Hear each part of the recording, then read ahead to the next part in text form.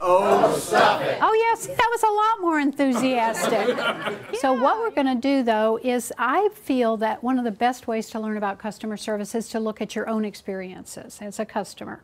So what I want you to do is we're going to divide into teams, all right? Think of a time when one of you received excellent service, the kind of service that turns you into a cheerleader for that company, that organization.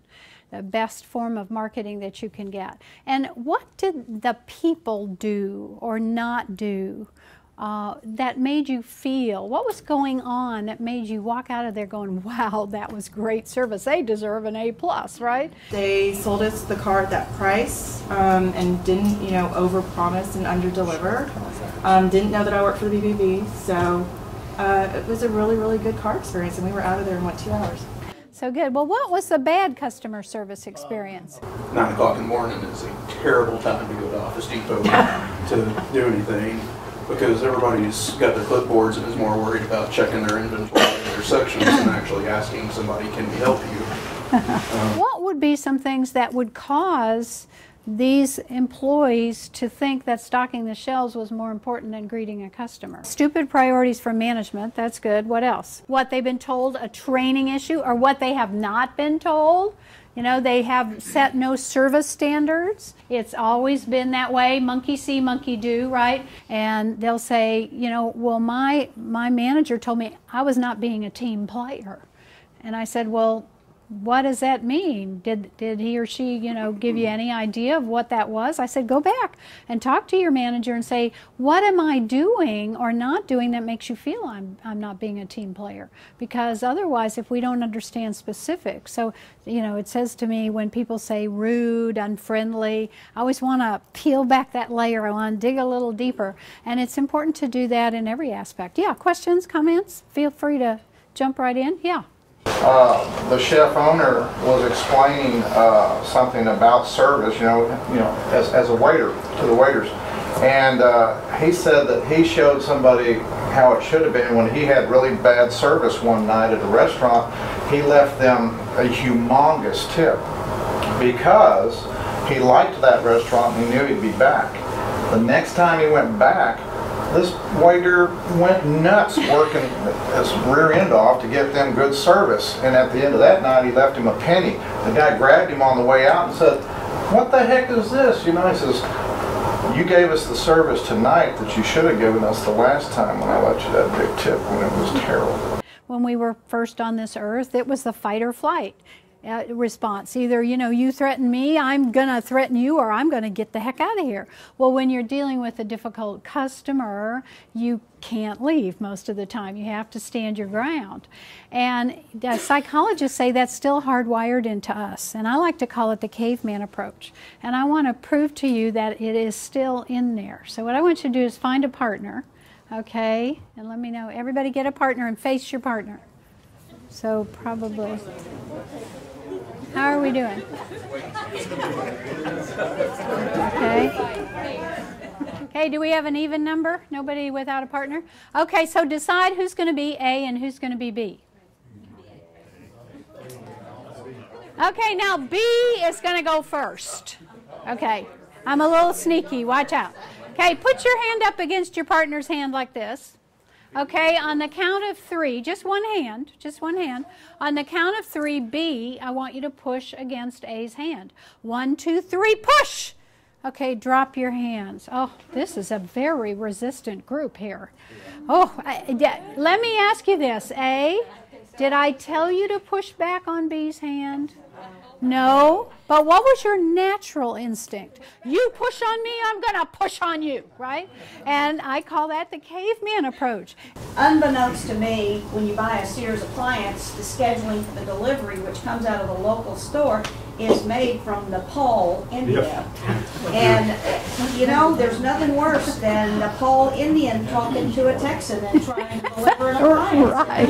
And as we drove up here today, we were still getting calls from Nepal telling us that our delivery has been delayed. Now, mind you, it was delivered like, you know, Tuesday. I came home, I said, well, is the refrigerator here? And he said, yeah, it's in the kitchen. And I go in the kitchen, and there it is, but there's no doors.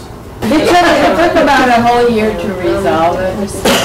But I got their customer service person, Betty Boop or somebody, called me from Nepal. And she called on Tuesday and said, I understand you got a new refrigerator. I'm just calling to make sure everything went okay and you like it. And I said, oh boy, did you call the wrong. That's good. A month and a half ago, while my wife was at work, I took her car bed out. Uh-oh. And a guy ran into it. Oh. And I said, oh, blankety, blank, blank. Never going to hear the end of this. This car is wrecked. And so I drive it up to Bill Knight Ford. And they were so professional because there was 3 entities, the insurance company, the rental company, and the dealer fixing my car.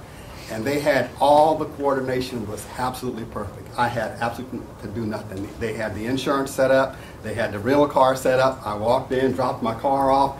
They took me to the rental car agent, picked my rental car up, and off I went. Yeah, see, now that's a system and a procedure issue, isn't it? That employees were able to do that. So great, that's a great story.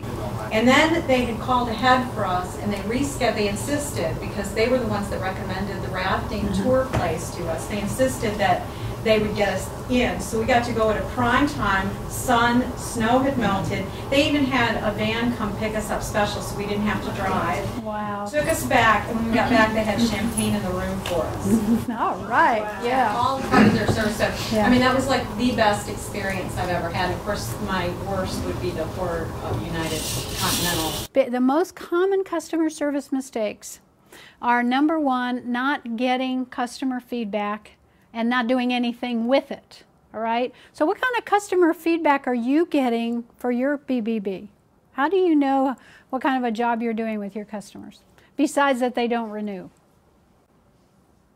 Interesting question, isn't it? See, because otherwise you assume you are doing a good job, and then bingo, they say we're quitting.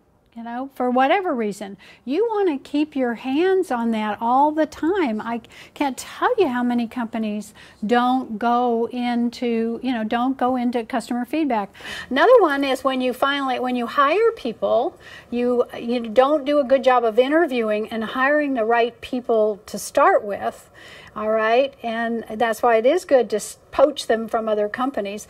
But when you hire them, here's the phone, and here's how you work this, and okay, go for it, And you don't train them. You don't orient them right, and you don't train them. Part of making exceptional customer service happen is those first few weeks. And if you just throw them up against the wall and see if they'll stick, that's not going to work, okay? A third mistake I see a lot of, and that is allowing poor behavior of employees to continue. Nobody likes to fire anybody, but you have to try to coach them. You need to go through the process legally. But if you allow someone to continue poor behavior, then everybody else looks around and says, well, if they're doing it, why do I have to be nice to customers? So, and that's all part of that management commitment and management direction and walking your talk, because it's like Ron Zemke said years ago. He said, okay, this train is going north, and we're going to aim for excellent customer service, and if you don't want to get on that train, get off. And so management commitment is really an important part of it. Now I hope that today I've just given you a little bit more insight into what goes into making good customer service and making that A+ rating happen. Thank you, you guys.